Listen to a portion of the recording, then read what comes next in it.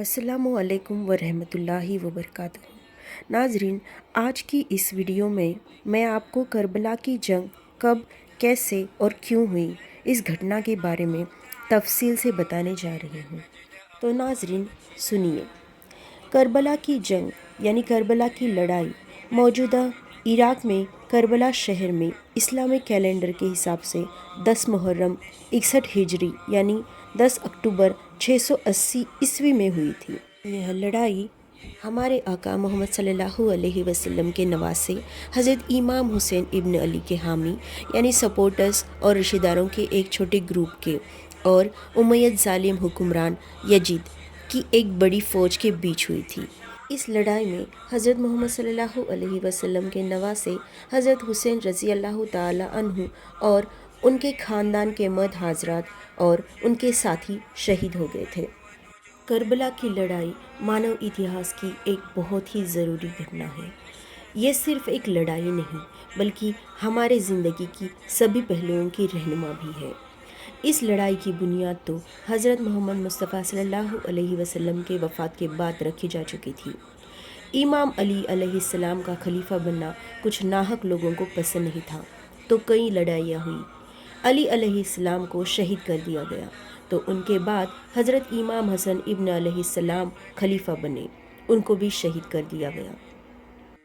اس سمے کا بنا ہوا حکمران یزید مانا جاتا ہے کہ بہت پاپی اور ظالم تھا اور اپنی حکومت میں غیر اسلامی کام کیا کرتا تھا۔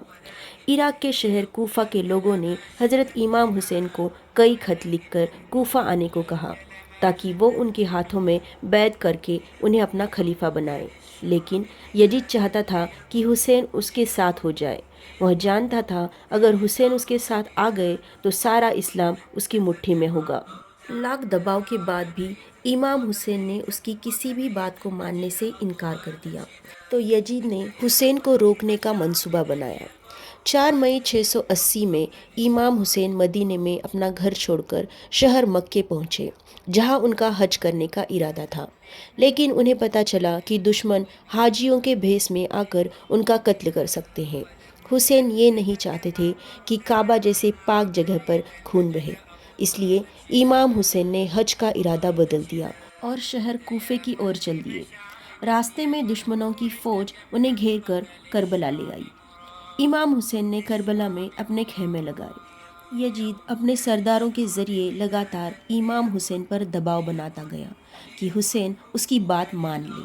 جب امام حسین نے یزید کی شرطیں نہیں مانی تو دشمنوں نے انت میں فرات ندی، جس سے تھوڑی ہی دوری پر امام حسین نے اپنے خیمے لگائے تھے، پر فوج کا پہرا لگا دیا اور حسین کے خیموں میں پانی جانے پر روک لگا دی گئی۔ یزید کی فوج کو دیکھ کر کوفہ کے لوگ، جنہوں نے امام حسین کو بلایا تھا اپنا خلیفہ بنانے کے لیے، انہوں نے بھی ان کا ساتھ چھوڑ دیا۔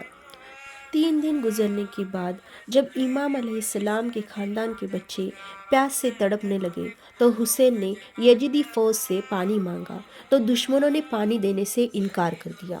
دشمنوں نے سوچا امام حسین پیاس سے ٹوٹ جائیں گے اور ان کی ساری شرطیں مان لیں گے۔ جب حسین 3 دن کی پیاس کے بعد بھی یزید کی بات نہیں مانے تو دشمنوں نے حسین کے خیموں پر حملے شروع کر دیے۔